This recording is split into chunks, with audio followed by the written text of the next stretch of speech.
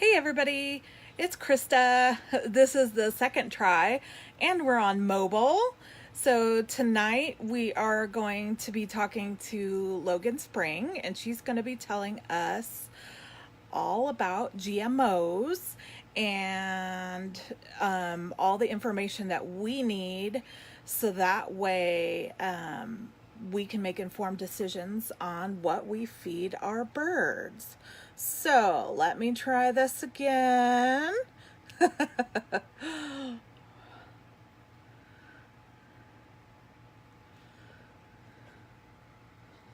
Okay.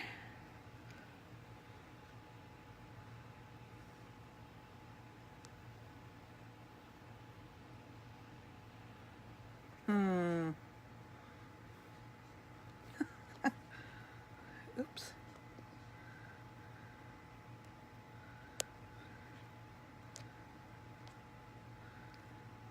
All right, Logan. There we go. Hey, Hey. what's up? That's There we why I said go. that's why I said maybe we should practice. And then I was like, oh, never mind. Well, here we are. Yes. So this is my friend Logan. She is the founder and creator of the Echo Escapade and the Path Less Traveled. And she helps us learn how to go green. And it's a lot easier than you think. And her motto is that progress is perfection. And she is here tonight to talk to us about GMOs so we can make educated decisions on what to eat ourselves and what to feed our birds. Right. So, So, hi, Logan, thank you everybody. so much for joining us. Please Thanks so tell much us for a little having bit me. about your stuff, how you got to where you're at, and then you can jump right Sure. in to GMO stuff. Awesome. Well, hello, everybody. My name is Logan Spring, and I'm coming to you live from Saratoga Springs, New York. And I am your Better Brand researcher at the Echo Escapade, where going green is easy and progress is perfection. And the idea is like, we're complicating this whole going green thing. Like, it does not have to be as difficult as it appears. And in fact, it's our responsibility. We're not like, we're borrowing this earth from our children. We didn't inherit it from our parents or our grandparents. Like, we're borrowing it, and it seriously needs our help. And I'm all about this idea of shifting the pressure away from you and me and putting it on the companies, right? Companies in America and actually all across the world, right? Corporate companies, large conglomerates, these are the companies that are contributing 99% of landfill contribution. They're polluting our oceans, they're polluting our fresh water sources. They're doing things like worker exploitation and sweatshops and using all of the fossil fuels and creating single-use containers without a second thought. Like, we need to find better companies now, and that's what it's all about here at the Echo Escapade. So thanks so much for having me on. We did a session last week talking in my membership-based community called the Path Less Traveled about GMOs, and it just kind of happened. I was finding out all of this information and sharing it with the community, and you asked me to come on here and talk a little bit about that. So I'm excited Yes. to spread awareness on this topic, guys. Share this video. We're going to talk about the basics of GMOs, genetically modified organisms, what they mean, how they're created, what is the impact to us as humans, our children, our pets, right? And what can we do just to be more knowledgeable consumers? So make sure you guys are sharing this video, inviting your friends, and let's get the awareness out there, right? That's really what it's all about. Excellent. Thank you very much. You're welcome. So should we just get right into it? Yes, ma'am. All right. So genetically modified organisms, like, let's just break it down real quick. Like, what does that even mean? Thanks so much for joining.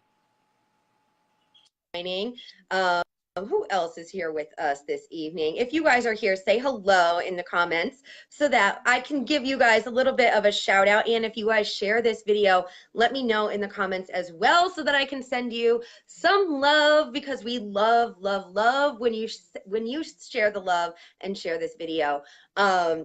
Genetically modified organisms, this is how it works, right? The idea is that corporate agriculture, right? And as it was becoming, let's break it down, right? Farming is actually a really unstable business. And on average, overall yield, overall total production volume for farmers has not really changed because of genetically modified organisms.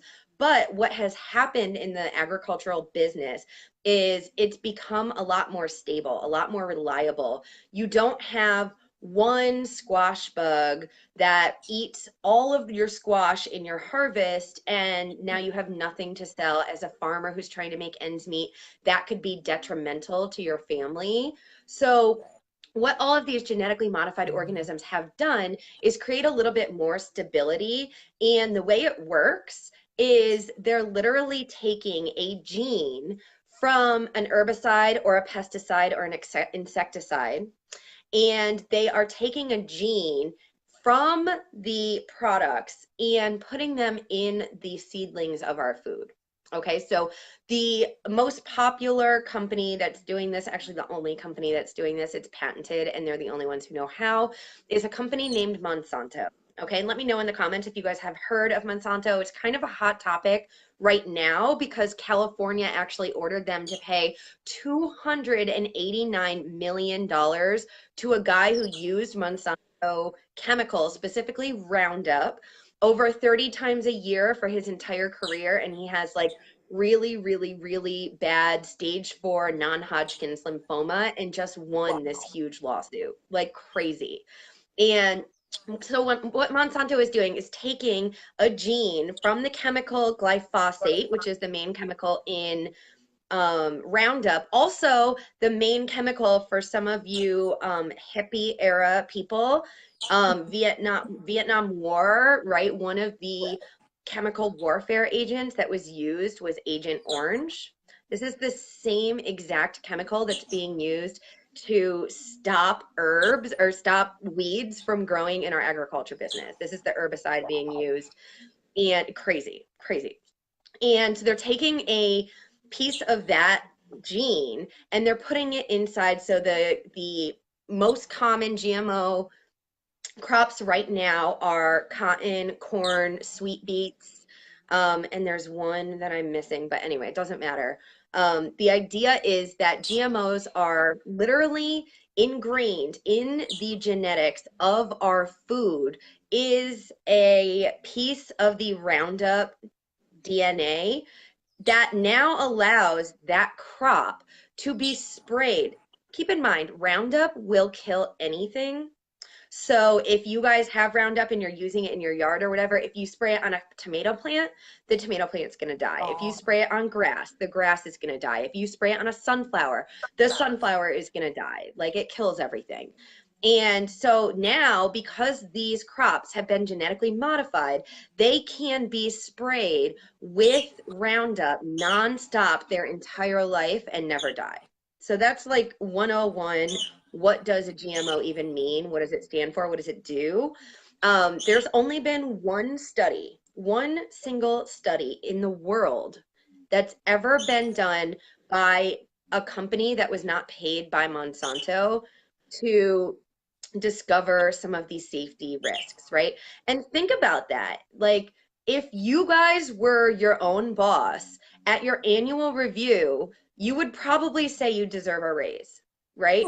So think about what Monsanto is saying about their own product when they're doing their own testing on its safety, right? What do you think they're saying? They're probably saying, my product is the best product out there. Look at how great it works. Its effectiveness is unsurmounted by anything else on the market.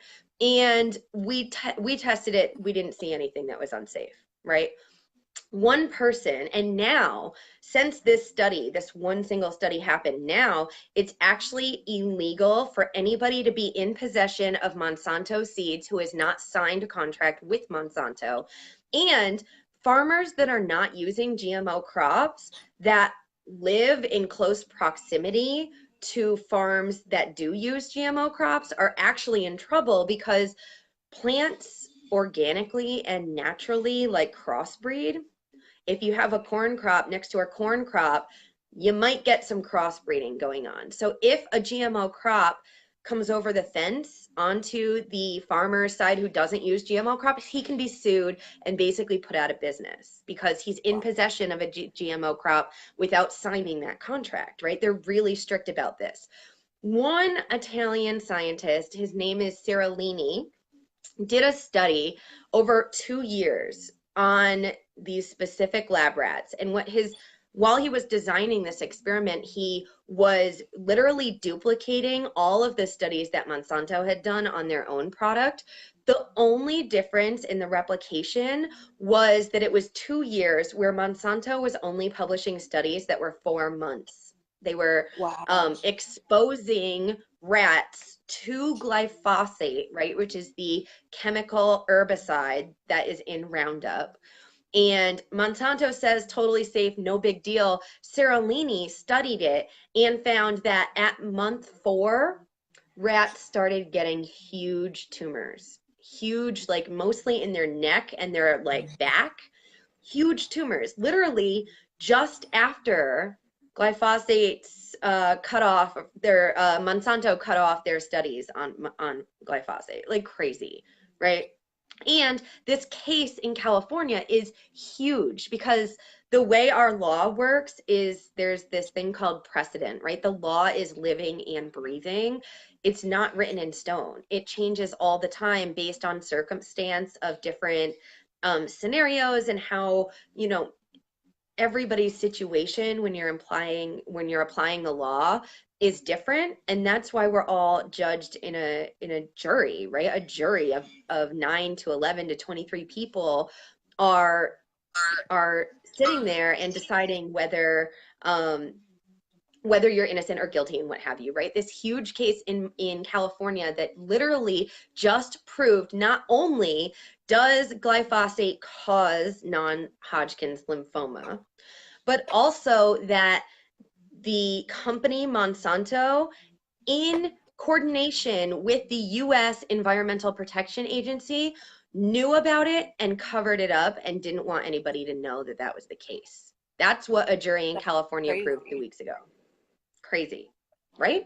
And it's still available at your local Home Depot if you guys, after this video, if you're like, I need to go get some Roundup.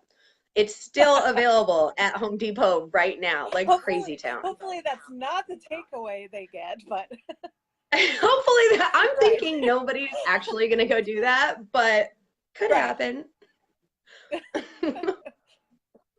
So in terms of eating the GMOs, it gets a lot harder. Like the thing about doing these experiments, the things about science of this nature is that you can very easily find correlation. Correlation says when it's cloudy, there's a higher chance of rain.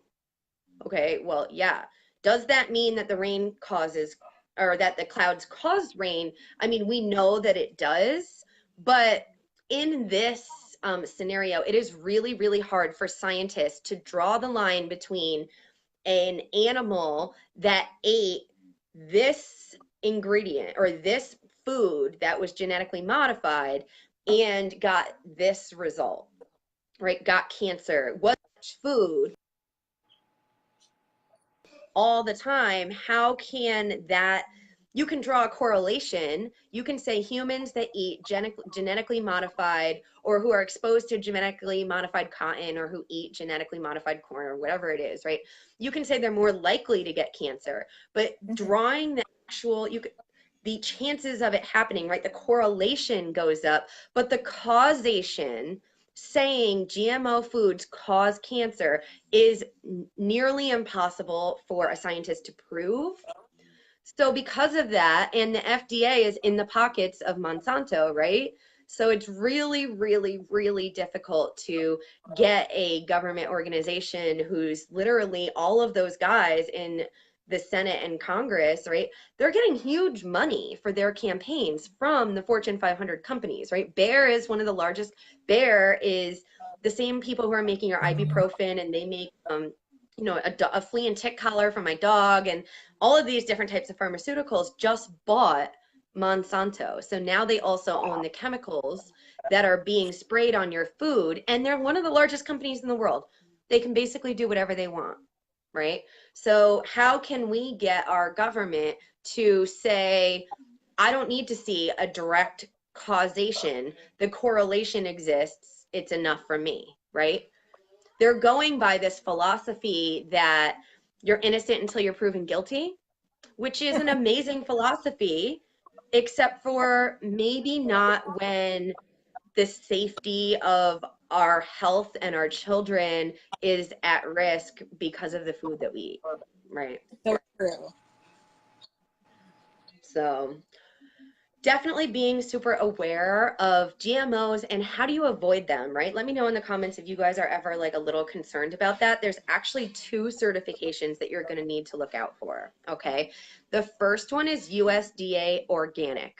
Okay, this is more on the agricultural side of the spectrum. The EPA, the Environmental Protection Agency, is the agency that regulates and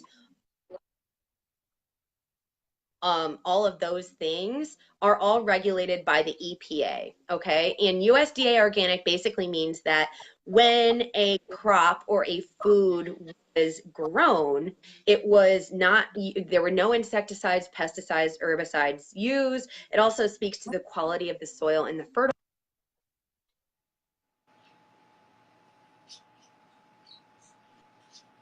I'm back. Uh-oh, there you go. I just have like tons of notifications coming through and did not set do not disturb. So this is like totally my That's the bad. one thing I did remember. Oh, I just turned it on. So Yeah. hopefully I will stop Oh, yeah. freezing. Oh, And no if you worries. guys are finding value, like say hello, let me know that you're here and drop a value in the comments if you guys are finding value on this. So USDA organic does not specifically speak to the final food product. What it does speak to is the agriculture that was used in those products, right? And GMOs are not allowed by that certification, okay? Then you're gonna have a certification that you wanna look for called Project GMO, okay? And these guys are more on the food side of the spectrum, which is regulated by an entirely different organization called the FDA, the Food and Drug Administration, okay?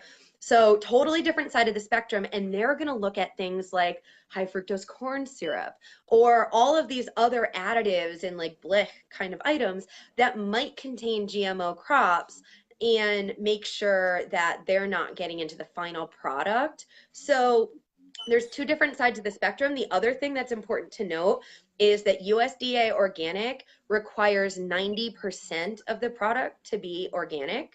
So there's still a 10% gap. Non-GMO requires 95%. So getting both of those certifications on the same product is going to be like the ultimate, but non-GMO product is going to look more at the final good that you see in the grocery store and have a little bit of a higher threshold there.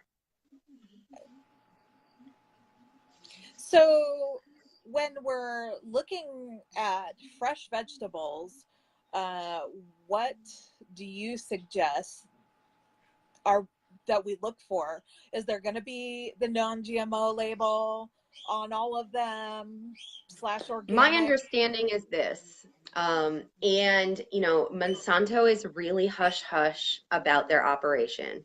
Nobody ever really knows what they're up to. Okay, I do know that they very intentionally started their genetically modified organism journey and their study on crops that were a little bit more discreet. They knew that publicly this was not going to be the most popular thing out there. There was going to be a lot of pushback about it.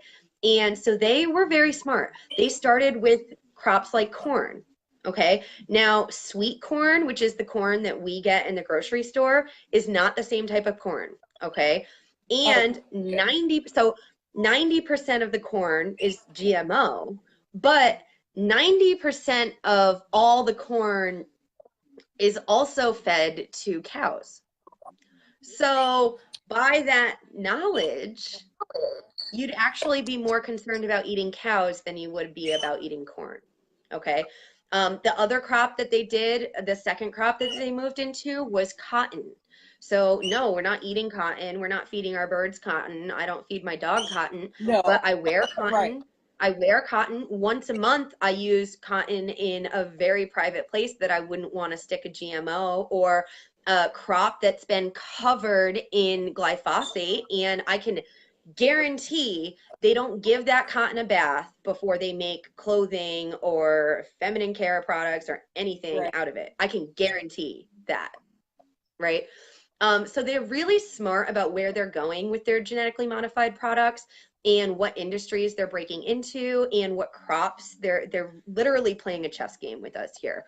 Now there is absolutely no regulation that requires any product in the supermarket to be labeled as GMO.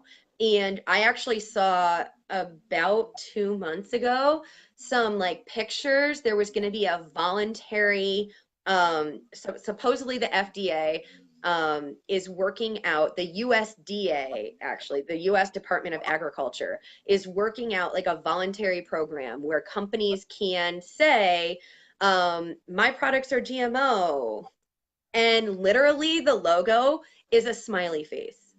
I'm going to drop a picture of this in the comments because it says like, I'm a GMO. It's Oh my crazy. word. Like the logo that they chose, it's weird. It's so weird. So weird. You would think actually it would be like the voluntary logo that says I'm not GMO, but you wouldn't really trust the USDA to handle that anyway, especially now that we know what happened in the ruling in California when we know that, hey, Fallon, what's up, Sherry? Karina's with us. Hey, everybody. Lisa's hanging out with us. Look at everybody tuning in. Um, now that we know what happened in California, right, and we know that a jury of 23 people said that the company Monsanto, who makes the chemical Roundup and all the GMO crops, was in cahoots with the US EPA, and everybody knew that it caused cancer, and they hid the information from the American public, right? That's what a jury of 23 people just decided 2 weeks ago. So knowing that, I don't really want the USDA to be in charge of regulating any of this, right? I'd rather go with the Project GMO certification, where it's a third-party certification, and they really are genuine in their mission to make sure that the products are, they're doing their due diligence. They're going out to the farms, they're doing audits, they're asking for proof, all the things to make sure that we're being protected. So that's really what you're going to want to be looking for. Well, and for so long, the FDA and the USDA have been the be all and end all. That's who we look to for product I'm information. really big And on so, third-party certifications. Third-party certifications yeah. are where it's at, right? There are a lot of certifications out there that are government agencies, but you know what? Every single government agency I go into, it's like they're short staffed, nobody's getting paid well, everybody hates their job. Like think about going to the DMV, right? It's miserable. So Yeah. I just Yeah. don't trust that type of situation. And Yeah. I mean, the government, there's too much pressure on the government to do all the things. And and I think that that's part of the problem too, right? Is like, yeah, I can sit here and be really frustrated by the fact that, our government doesn't have enough regulations over X, Y, and Z. And it's something that we talk about all the time on the Echo Escapade.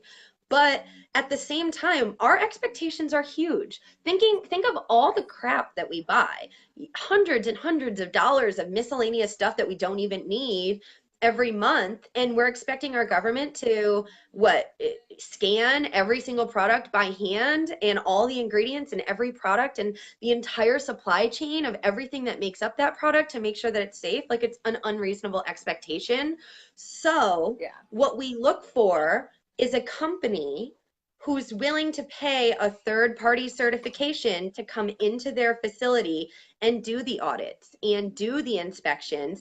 And if a company is not willing to cough up, whatever it costs, I don't know, somewhere probably between 10 and 30 grand to get some of these really good certifications, if a company is not willing to cough that up in order to get the certification that they need to prove that their product is amazing, then maybe we don't vote with that dollar with that company, right? Maybe we find a better company to give our dollar to, because at the end of the day, guys, companies are running the planet. They're running the show. They're running the government. And if we could switch up the Fortune 500 companies with companies that give a dang, Right. imagine the type of world. You know, Florence, I kind of get what you mean. It will never happen. Like, I understand what you mean.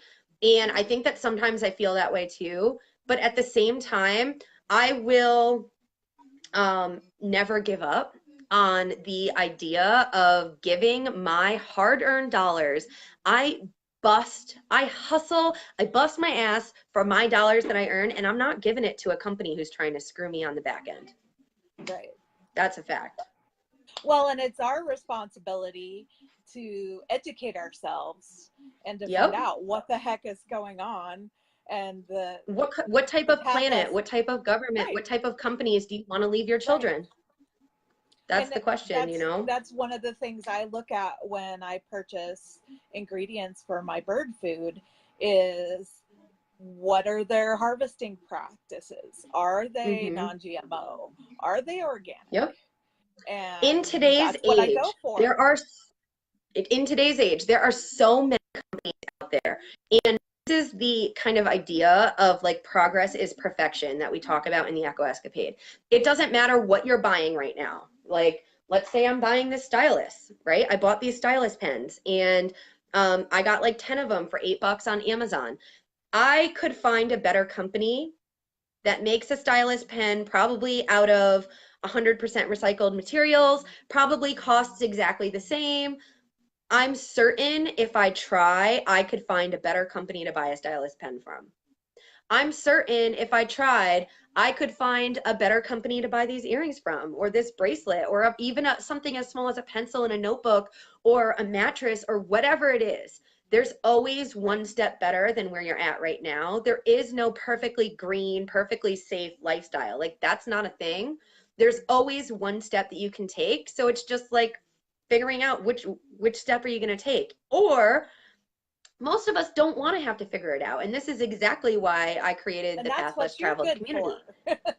Because I like get off on finding these brands. I spent 6 hours today just looking up amazing companies, making a list of things I want to talk about, reaching out to people to do big live videos, public live broadcasts with some amazing companies that we have coming up, but also what exclusive offers and what exclusive content, deals and promos and packages and free samples can I get for the membership based community so that we can share better brands there for you guys, so that when you guys go and buy toilet paper, you have an option that's better than what you're using and it doesn't cost even one more dollar than what you're already using, right? That's what it's about. Those brands are out there. Some of us don't want to spend 6 hours figuring it out, and that's why I'm here. Yes. I know you've helped Yep. me a lot with Yeah. finding, you know, different, like I was looking at paper plates, Yeah, shipping recycled, materials. all that stuff. I've Yeah. been finding some amazing companies for shipping materials. But yeah, Yeah. because you sell so much bird food and you're shipping it all over. So that was one of our first projects, right? Was trying to figure out how can Oh, we yeah. get maybe some packaging that you could give to the birds as a toy afterwards, or Oh, that you yeah. could compost in some way. Yep. Yeah, And I definitely. love it. I So love the can you, challenge of, okay, let's figure it out, right? Let's find oh, yeah. what you're using. Let's find the next step. Like, that is my favorite thing. Well, and when I got connected to the right companies, they sent me free samples of the Yeah. different plates and all that stuff. And I'm thinking, oh, bird toys. A good company. And you know So, what? Sometimes you got to pay for that. Sometimes you got to pay the extra 12 cents for a clam container that and but you're going to get exquisite customer service. If you want it to right. be custom branded, maybe they'll do that for you. You're going to get somebody on the phone when you call them, right? These are the symptoms of an amazing company. Like, Right. sometimes you save a ton, right? And I've in my life I save hundreds of dollars on making my own cleaners, making my own kombucha. I'm not like I'm a recovering seltzer addict here. And when I started making kombucha, right, I do it for 12 cents a gallon. And literally, I was spending $15 a week on seltzer basically, and now I'm spending 12 cents, right? So tons and tons of savings. And but there's some things that you have to cough up, like something like a mattress where you're spending a third of your life in bed. Like I'm gonna Right. probably recommend you spend an extra $200 on the non-VOC mattress, the 100% Right. latex Right. rubber mattress. Like that's, in my opinion, that's $200 well spent. And we could find Yeah. 900 other places where you can save $200 to afford that mattress, right? Oh, yeah, for sure.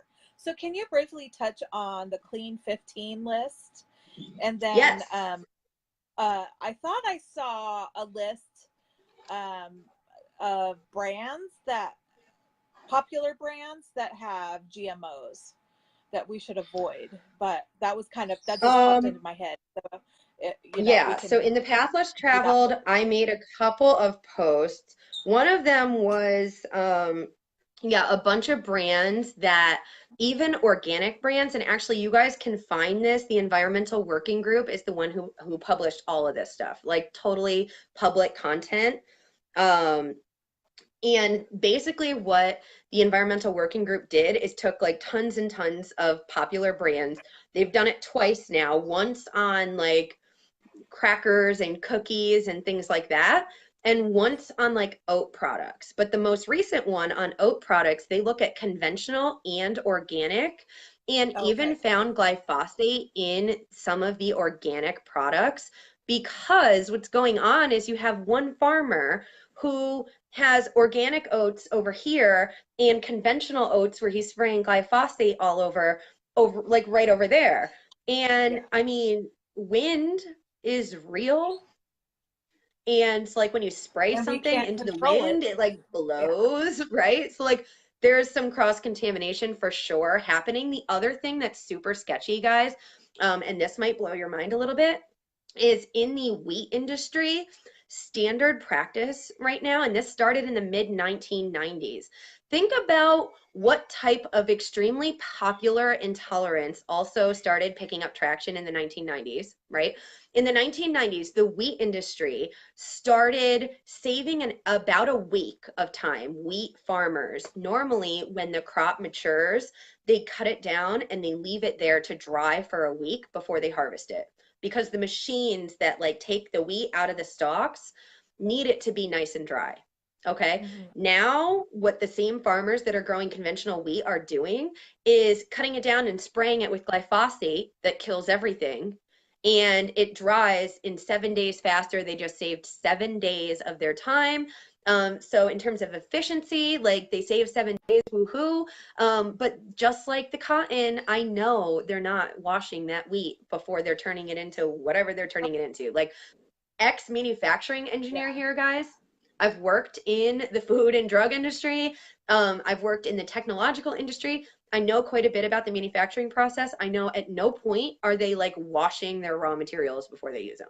Like that's not a Right. thing. Right. Um, as far as the clean 15, I'm just like looking it up because I know I have it in here, and that way we can just go through.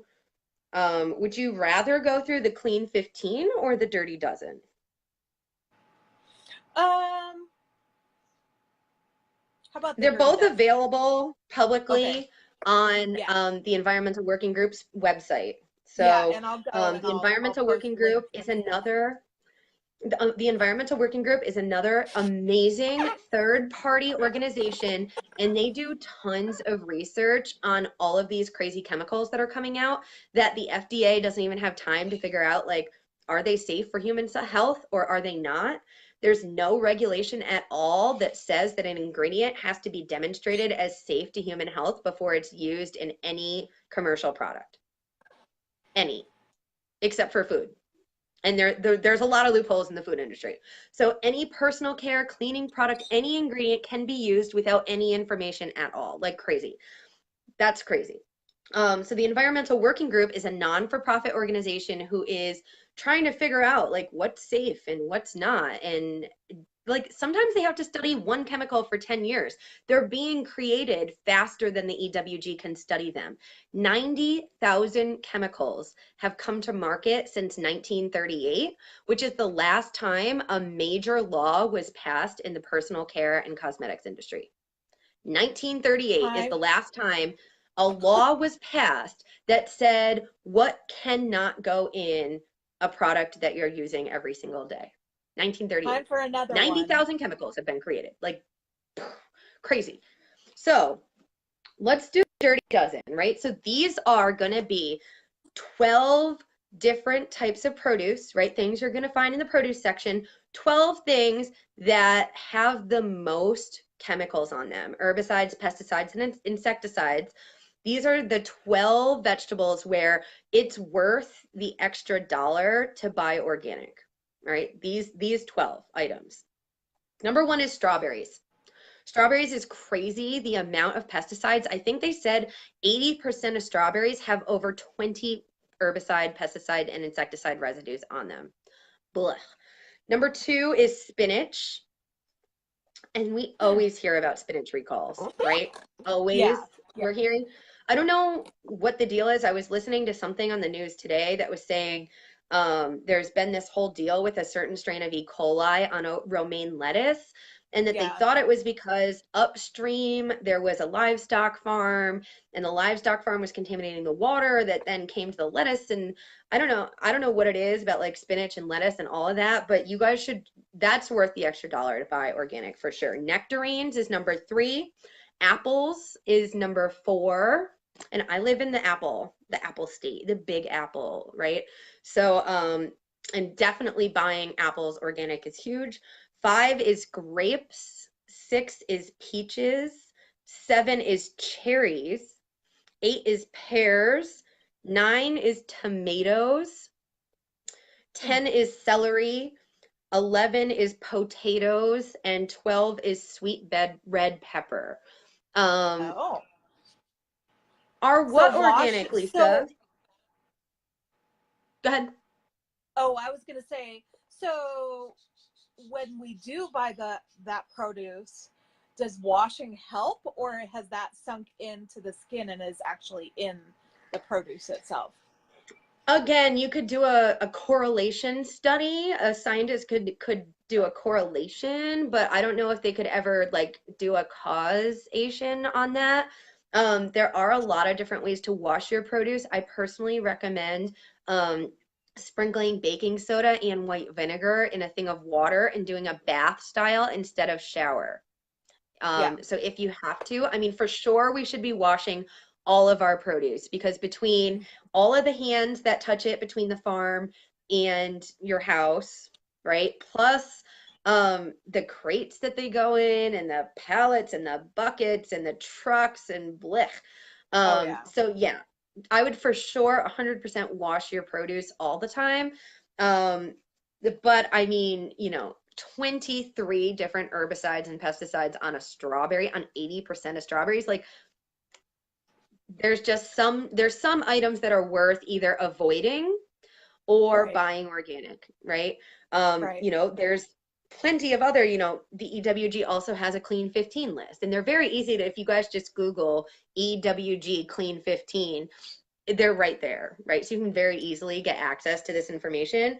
Um, and that's 15 pieces of produce that, bugs aren't really digging things like avocado and sweet corn. So those are items that tend to be a lot cleaner and you don't have to really go the organic route on those. So just Yeah. being aware, like I made these into little cards and I just have them printed out in my wallet. Because listen, Nice. I know a lot of things, but I don't remember a lot of things. Like, don't think that I'm like supernatural human, right? I'm staring at notes from when I did this video 2 weeks ago, and I'm staring like Guys, don't be ashamed that you don't have all the information in your head. Like, it's okay to print things out and carry them with you to the store because you don't have the clean 15 and the dirty dozen memorized. Like, that's Right. normal. So, don't feel like you have to be like a know-it-all or remember all of this information. Like, just create a tool that makes it super simple for you to make the right decision when you're in the moment. Yeah, because I'm lucky if I get out of the house with my wallet and my keys, and I Right? remember no Exactly. GMO and yes to organic. So, Well, and it's the same exact deal with like remembering your reusable grocery bags or oh whatever, yeah, right? Like I yeah, don't leave myself open to the possibility of like being at the grocery store without a reusable bag. Like I use them and then they go back in the car because if they don't go back in the right. car, I'm not going to have them. I forget Like them. you just set Yeah, yourself up for success, right? yeah. Well, and the thing that struck me when you first talked about this is the rats, and The the birds pictures. aren't much, You yeah, guys the can, pictures and the yeah, birds are not much bigger than the rats. And no, if we don't no. know what these things can do, what are we doing to our birds' bodies? They Yeah, probably it's have crazy. higher, they absorb everything in such a fast rate with their lungs and the nutrition, and Well, and it's like, okay, they're so tiny, right? yeah, They're so yeah. tiny. So That's why I crazy. was like, It's a oh, crazy world Logan, out there. You have to be a yes, knowledgeable consumer. It is the only way. yes, yes, Awesome. Well, thank you so much for having definitely. me on, Krista. This has been amazing. Thank you guys Thank so you, much for hanging Logan. out with us, Amy and Lisa and Shalina, Abby. Thanks, ladies. Thanks, Logan. Have a good night. Well, thank you everybody for joining us tonight. In the comments below, I'll put links to some of the lists that we discussed.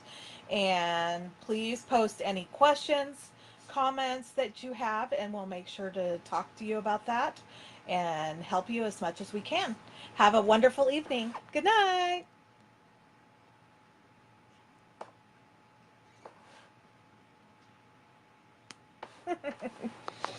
Well, if the finish button